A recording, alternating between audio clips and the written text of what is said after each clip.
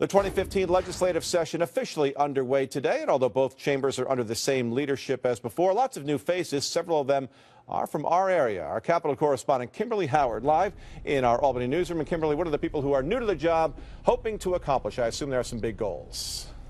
Absolutely, Greg. They're from both parties, but they're willing to reach across the aisle. In fact, they say they will have to, with Democrats overwhelmingly ruling the Assembly, and of course, the Republicans gaining outright control of the Senate. But they do disagree on some key issues, and they each have a different list of priorities when it comes what needs to be tackled first.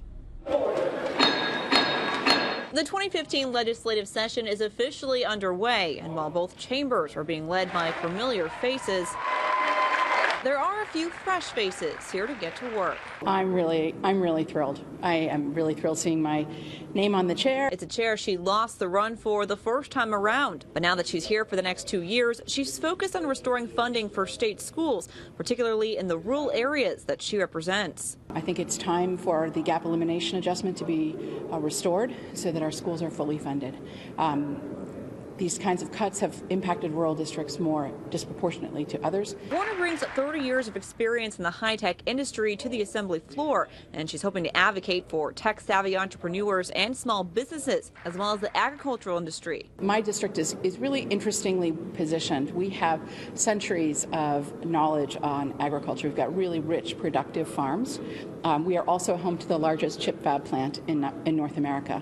And I think the intersection, the marriage of these two industries represents great potential for our region, but also for New York State. Newly elected Senator George Amador has a different list of priorities. Elimination of the Gap Elimination Adjustment, which is something that I want to work very hard to accomplish, and may be a big issue. He's also hoping to lower energy costs by doing away with the 18A utility tax. And when it comes to women's equality, there's 9 very important points that need to be addressed, and I hope to see them get addressed very early on in the legislative session. For Amador's fellow Republican senator and newcomer Sue Serino, it's all about jobs. It's all about jobs and taxes. When I was going door to door, infrastructure is very important, which will create jobs, and economic development.